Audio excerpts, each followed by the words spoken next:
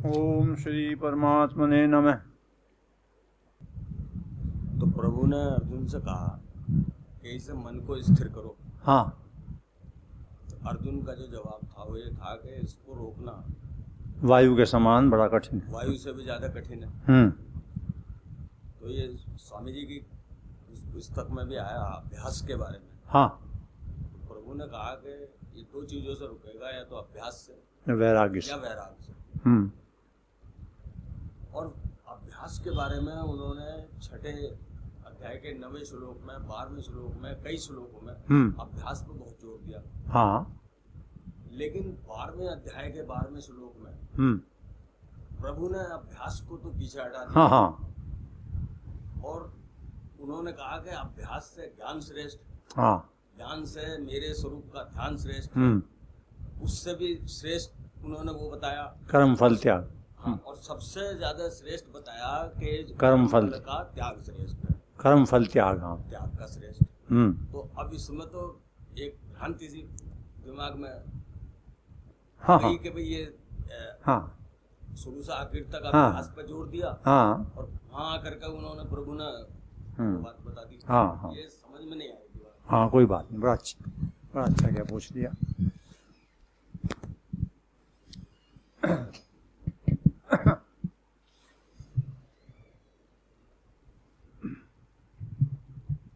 बहुत अच्छा प्रश्न है। प्रश्न ये है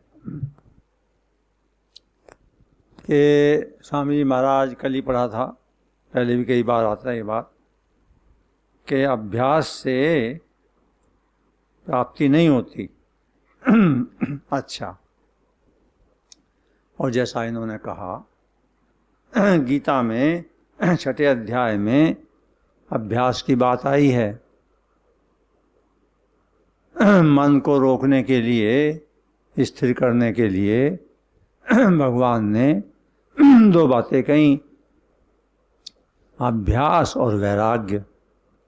अच्छा, और फिर 12वें अध्याय के 12वें श्लोक में,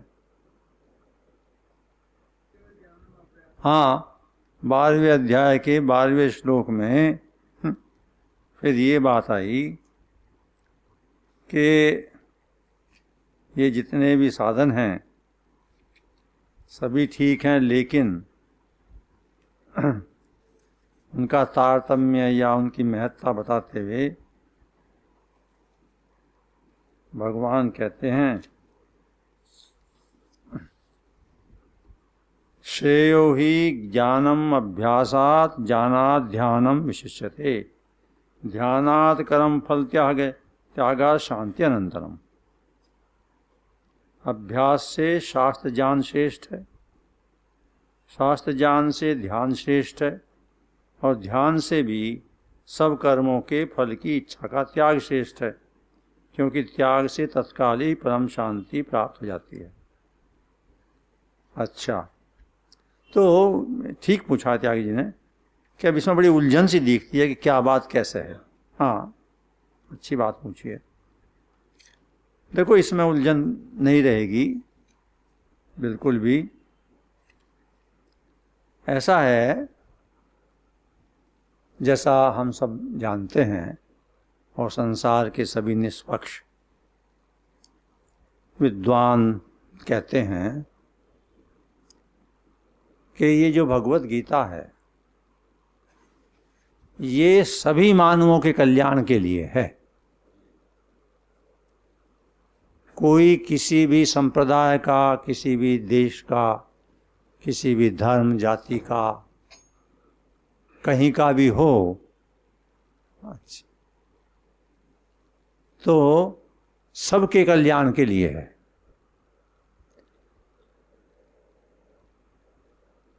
लौकिक जीवन जीने में भी कल्याण के लिए है, लाभकारी है। आध्यात्मिक तो ले ही जाती है अंत में। अच्छा, अब इसमें एक बात जानने की है कि जब सभी के लिए लाभकारी है, कल्याणकारी है, तो संसार के सब मनुष्य विकास के क्रम में एक ही स्तर पर तो कभी होते नहीं। अलग अलग व्यक्ति अलग अलग स्तर पर होते हैं। ये जो आंतरिक विकास है मनुष्य का, जड़ता से चेतन की तरफ चलने की यात्रा, आसक्ति से वैराग्य की तरफ चलने की यात्रा आदि, इसमें सब एक स्टेज पर तो है नहीं, अलग अलग व्यक्ति अलग अलग स्टेज पर होते हैं। एक ही व्यक्ति 4 साल पहले एक स्थिति में था, स्थिति बदलती है, समझदारी बढ़ती है, विकसित होता है, ये होता है। जिस स्टेज पर जिस समय जो व्यक्ति है, उसको उसकी स्टेज के लायक अगर बात बताई जाएगी तो उसे लाभ होगा।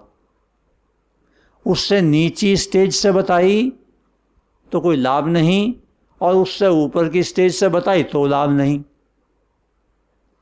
अब गीता सबके लिए लाभकारी है, तो इस रूप में लाभकारी है कि जो भी मनुष्य जहां भी है, जिस स्थिति में भी, उसके लिए उसकी उन्नति के लिए उसमें बात मिलेगी। अच्छा, तो जिन मनुष्यों को अभी ज्ञान की बातें अधिक नहीं चित्त में स्पष्ट होती, या जिनमें भाव अभी नहीं है अधिक,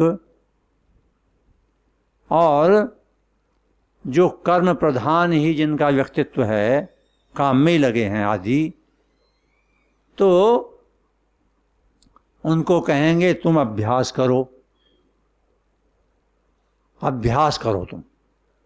अब उनको अगर ऊंचा विश्लेषण ज्ञान का बताया तो कोई फायदा होगा नहीं।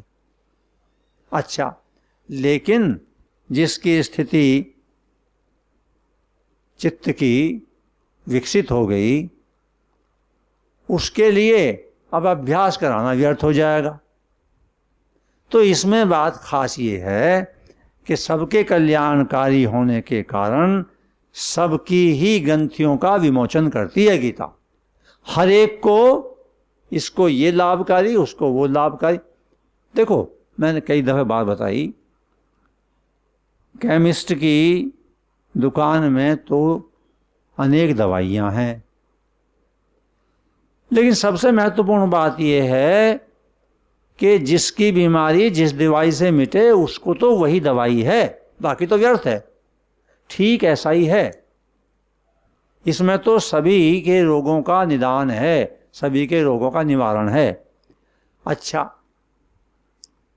यहाँ भी अर्जुन की भी जो स्थिति थी शुरू में, मोह में पड़ा हुआ, कर्तव्य करने आया था सोच करके जो क्षत्रिय का कर्तव्य है, और एकदम फंस गया मोह में, परिवार के सारे कुटुंबियों के। तो उसको दूर करने के लिए आरंभ में शरीरी का भेद बताया। अच्छा, फिर कुछ ज्ञान की बातें बताने के बाद में कर्म बताया, भक्ति बाद में बताते हैं। क्योंकि यहाँ भी देखेंगे, अर्जुन ने शुरू में जिस समय उसमें बहुत ज़्यादा संशय की स्थिति थी, तो उसी समय उस परेशानी के बीच में अर्जुन कहते हैं, शुरू में ही कहा, शिष्यस्तेहम शाधिमाम त्वाम प्रपन्नम, मैं आपका शिष्य हूँ, मुझे शिक्षा दीजिए, मैं आपकी शरण आया हूँ। अच्छा, ये कह दिया वहाँ पर।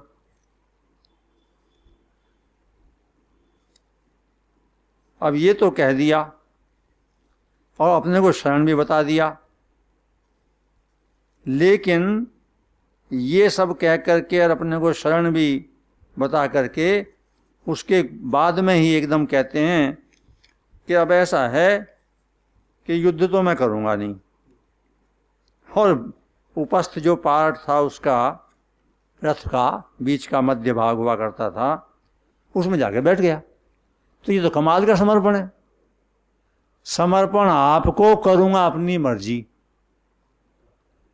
तो अभी समर्पण हुआ नहीं, तो अभी तो इसको बात समझानी है।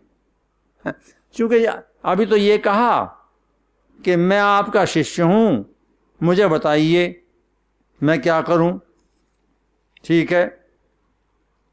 और इतने के बाद में ये कहा कि अब दूसरी बात ये है कि मैं तो करने का नहीं युद्ध, और गांडीव भी छोड़ दिया। अच्छा, कार्पण्य दोषोपथ स्वभाव पृच्छामि त्वाम धर्म सम्मूढ़ चेता यत श्रेय स्यात् निश्चितम ब्रूहि तन्मे शिष्यस्ते हम शादी माम त्वाम प्रपन्नम। कायरता रूप दोष से तिरस्कार स्वभाव वाला और धर्म के विषय में मोहित अंतःकरण वाला, मैं आपसे पूछता हूं कि जो निश्चित कल्याण करने वाला हो वाली हो वह बात मेरे लिए कहिए, मैं आपका शिष्य हूं। ये कहा 7वें श्लोक में दूसरे अध्याय के। और इसके कहने के बाद में फिर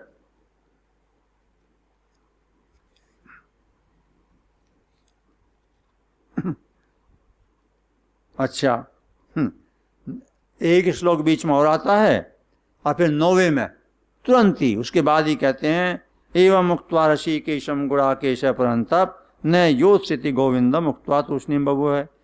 हे शत्रुतापन धृतराष्ट्र, ऐसा कहकर निद्रा को जीतने वाले अर्जुन अंतर्यामी भगवान गोविंद से मैं युद्ध नहीं करूंगा ऐसा साफ साफ कहकर चुप हो गए। अभी कहा शिष्य हूं, मुझे ज्ञान दो, और अभी निर्णय सुना दिया अपनी तरफ से पूरा का पूरा। अच्छा,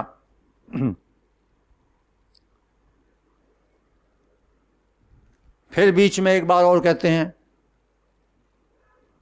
तो कहते तो हैं समर्पण हुआ नहीं।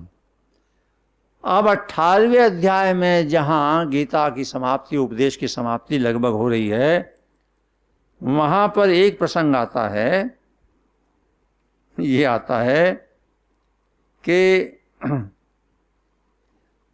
बीच में तो सब जगह पूरी तरह से पूछते रहे, वो बताते रहे, पूछते रहे, बताते रहे। अच्छा, ऐसे करते करते करते करते आखिर में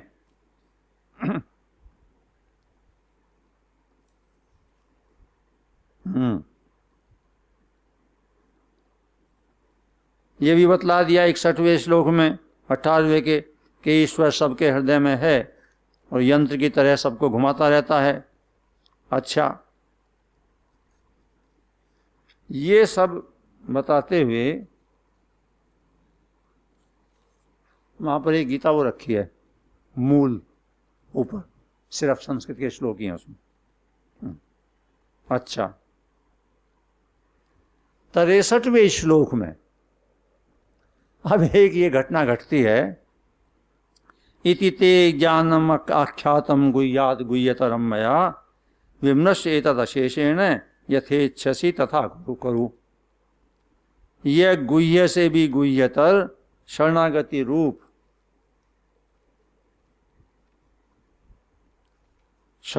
रूप ज्ञान मैंने तुझे कह दिया।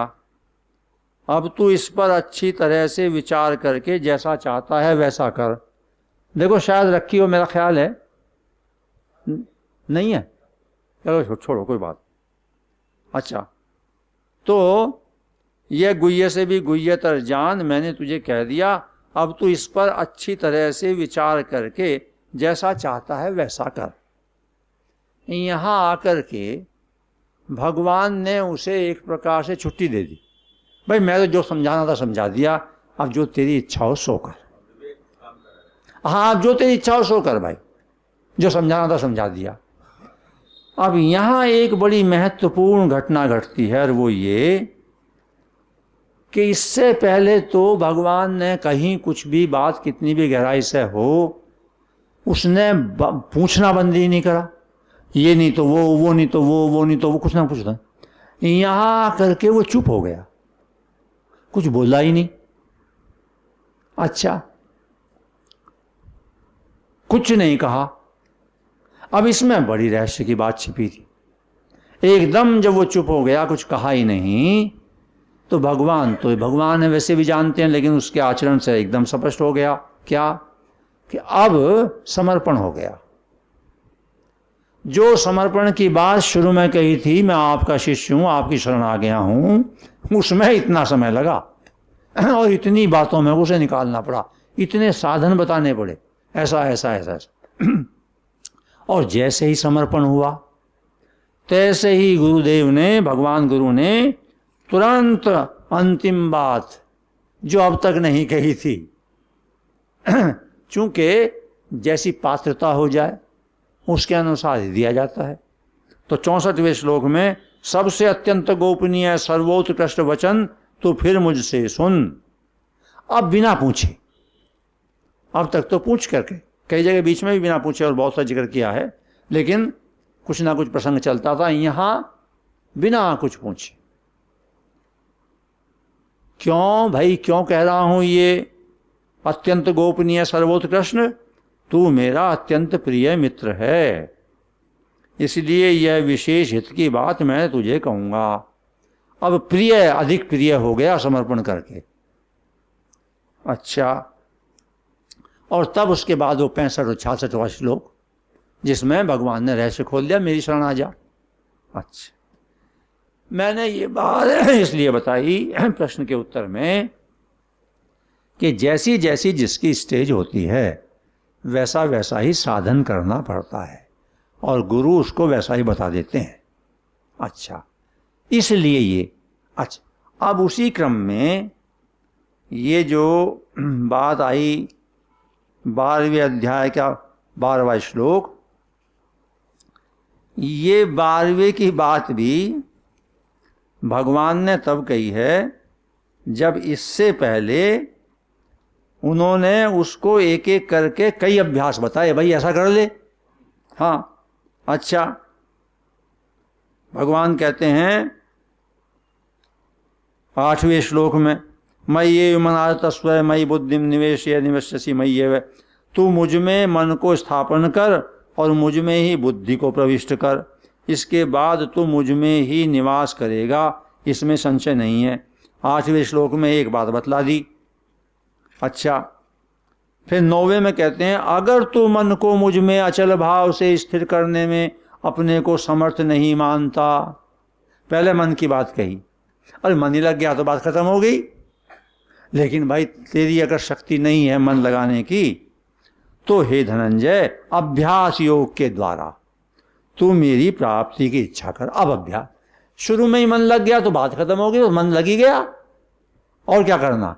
लेकिन मन तेरा लगता नहीं तो भाई बार बार अभ्यास कर और वैराग्य, जीवन की नश्वरता के बारे में, पदार्थों की, संसार के पदार्थों की व्यर्थता के बारे में हैं, और जो ये राजसिक कामनाएं हैं इनके बाद में जो दुख होता है, पश्चाताप, उसके बारे में चिंतन करते करते वैराग्य, और फिर अभ्यास मन को बार बार लाने का, ये कर। तो फिर ये कह दिया। अच्छा, और फिर अभ्यास की बात कहने के बाद में 10वें में कहते हैं, अगर तू अभ्यास योग में भी अपने को असमर्थ पाता है तो कहता है भाई मुझसे तो अभ्यास भी नहीं होता, तो मेरे लिए कर्म करने के प्राण हो जा। तो जो भी काम करे भाई तो मान कर मेरे लिए कर रहा है, मेरे पर आश्रित होकर के सब काम कर, पूरा का पूरा मेरे लिए कर्मों को करता हुआ भी तू सिद्धि को प्राप्त हो जाएगा, उससे भी तेरा काम बन जाएगा। और तब 11वें में कहते हैं, अगर मेरे योग समता के आश्रित हुआ तू इस पूर्व श्लोक में कहे गए साधन को भी करने में अपने को असमर्थ पाता है, तो मन इंद्रियों को वश में करके संपूर्ण कर्मों के फल की इच्छा का त्याग कर। करुणा प्रेम के कारण भगवान वहाँ अपने मित्र और शिष्य बने हुए अर्जुन से को ये कह रहे हैं, भाई ऐसा कर ले, ऐसा नहीं हो तो ये कर ले, ये नहीं हो तो ये कर ले, अरे कुछ तो कर ले जो तेरे बस की बात हो, क्योंकि मेरा विचार तो तुझे पार करने का है प्रेम के कारण। अच्छा, तो बस बात समझ में आ गई जो मैं कहना चाहता था, प्रश्न का उत्तर हो गया। अपनी अपनी स्थिति के अनुसार सबको साधन गीता में मिल जाता है और अपनी अपनी स्थिति के अनुसार करते रहो, सारे ही साधन पहुंचा देंगे। साधनों में अंतर है, सदा अंतर रहा है, सदा अंतर रहेगा, लक्ष्य एक ही है। सब साधन से वहीं पहुंचेंगे एक ही जगह। ऐसा नहीं है कि फलां साधन से कुछ कमी रह जाएगी, दूसरे साधन से ज़्यादा वो हो जाएगा, ऐसा बिल्कुल कहीं नहीं है, लेश मात्र भी।